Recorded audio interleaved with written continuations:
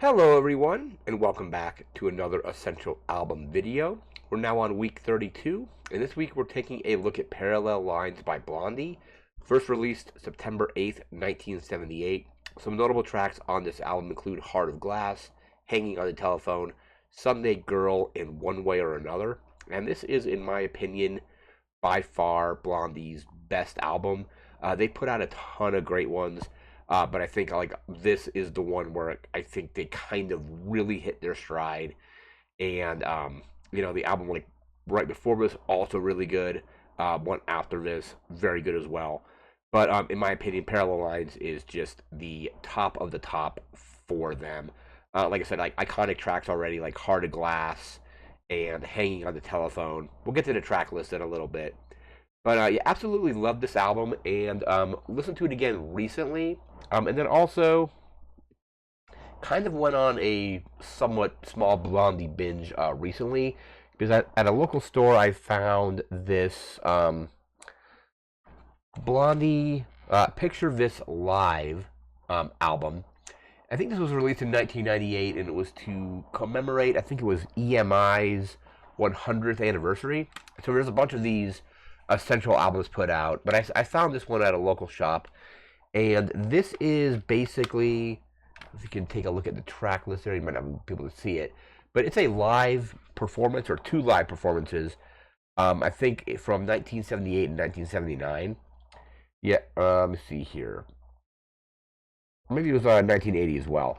But yeah, just a bunch of different live performances, like some from some of their earlier years. Like you have "Dreaming in the Sun," "Hanging on the Telephone," which is off of Parallel Lines. You Look Good in Blue, Slow Motion, Sunday Girl, which is also on Parallel Lines, Ex Offender, which I think is off their first one. Yeah, Picture This, which is on this one as well. Denis, Fade Away, and Radiate. I Know But I Don't Know. One Way or Another, again, another one off of this album. Heart of Glass, also off this album. 11:59 and Bang a Gong, Hunt Time. So, but yeah, just really, I listened to this and it's just an excellent live Blondie album. But I also do own, and I've had this one in my collection for a while, Parallel Lines on vinyl. I want to say I picked this up for $4. I want to say I got this in like 2012, maybe it's 2013. But yeah, just the sleeve is a little bit beat up, but for $4, I don't know what this would go for now. It'll probably be more than that because vinyl prices seem to have been going up somewhat steadily. But yeah, picked it up in like 2012, maybe it's 2013. Absolutely sounds great on vinyl. An original, like pressing as well, which is nice. But we're going to get to Parallel Lines. I'm going to get my notes here. We'll get to the track list and all that as well. Let me just pull my notebooks open here. There we go. So Blondie's Parallel Lines, again, released September 8th, 1978. This is their third studio album. I think it was followed just by Blondie, was their debut. And then I think it was like Plastic Letters, I think was their second one. They switched producers on this album from whoever had produced their previous albums, and they went with Mike Chapman as their producer. Blondie's manager apparently wanted to get him to produce their album. I think they ran into him in they were touring, I think, their second album, and met him when they were touring around California. So yeah, basically their manager kind of conspired to get him to produce their third album, which would become Parallel Lines. Debbie Harry apparently wasn't thrilled about working as producer, but their drummer at the time, Clem Burke, who recently, I think, back in in April, I think, unfortunately passed away. Clem Burke was interested in working with this producer. Debbie Harry not so much. And I think she kind of only knew him from his reputation. And one reason, or one thing that one reason for not wanting to work with him is this was kind of back in the very tribalism days of cities. Blondie is a New York band, and Mike Chapman is from L.A. or an L.A. producer, so they kind of clash there a little bit. But then she kind of ended up warming up to this new producer.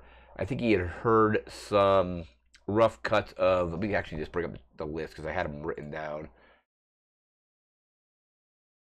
Or just get them here. Yeah, so he first listened to very early drafts of Heart of Glass and Sunday Girl, and he liked them, and then she kind of warmed up to him a little bit after that. Um, the producer did find them hard to work with in the studio. I think Chris Stein was constantly coming in stoned, and apparently like Clem Burke wasn't being able to like do his drum timing correctly. Bunch of stuff like that. Apparently Nigel Harrison at one point threw a synthesizer at their producer. But like it's like you have these stories of albums where there's really bad, not really bad, but like the production is kind of rough, the band is hard to work with, but then you end up making just an incredible album, and in Blondie's case, in my opinion, their best album. So sometimes you need a record producer that doesn't necessarily get along with the band to kind of push the band to like to make something incredible. I think I talked about it was recently I did a video for Metallica's Black album, and I don't know if I covered that in this series or it may have been a different one. Let me actually double check that. Because did we cover it for this one? Wait, we did. I'm just looking at my notes here really quick.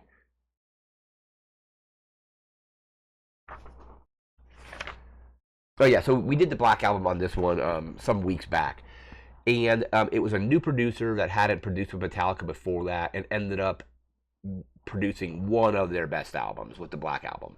I think I like Master of Puppets a little bit more, but Black kind of like this where you have a producer who ends up getting just great work out of the band, even though they don't necessarily get along. I have a quote here from their producer about the production of this record. Let me just bring it up here.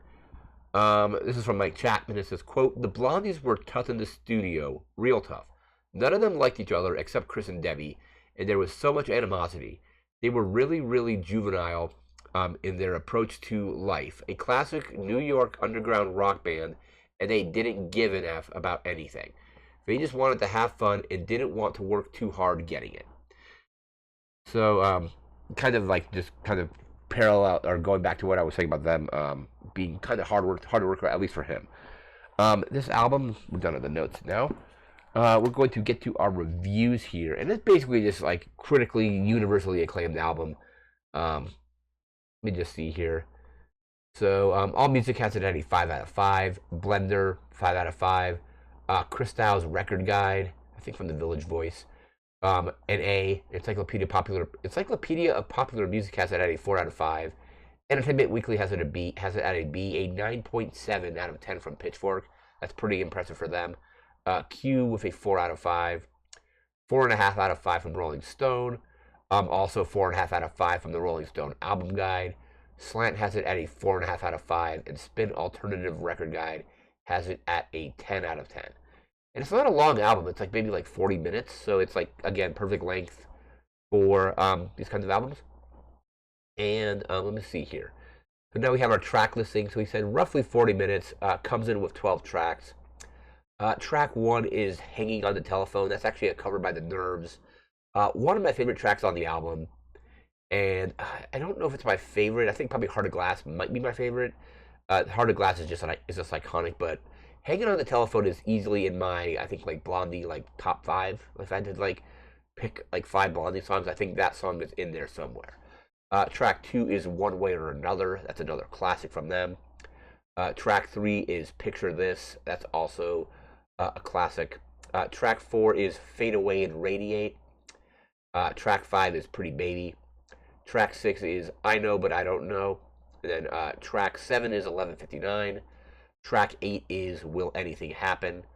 Track 9 is Sunday Girl. That's another one of their classic tracks off this album. Track 10, probably their most well-known song. We have Heart of Glass. That's just an absolute classic. Track 11 is I'm Gonna Love You Too, which is a cover by Buddy Holly. And then track 12 is Just Go Away. So yeah, I don't know what my top 5 would be if I had to pick 5 Blondie songs. I think I said like Hanging on the Telephone is in there. Heart of Glass is probably in there. Atomic is up there as well. Let me see what else there I can think of. Atomic, Heart of Glass, anything off of this live album here. I really like The Knee. The Knee's great. Dreaming is good. I would have to think a little bit harder on my top 5 Blondie tracks, but a lot of the songs on this album would probably make that list. But yeah, this is just an iconic album from them. I think easily their best album. And that is going to do it for this video. We'll be back in a week with a whole new Essential album. No idea what that one's going to be just yet, but we'll be back in a week with that. So remember to like, comment, share, and subscribe. We'll see you again next time. Thanks again for watching. Take care and have a good one. See ya.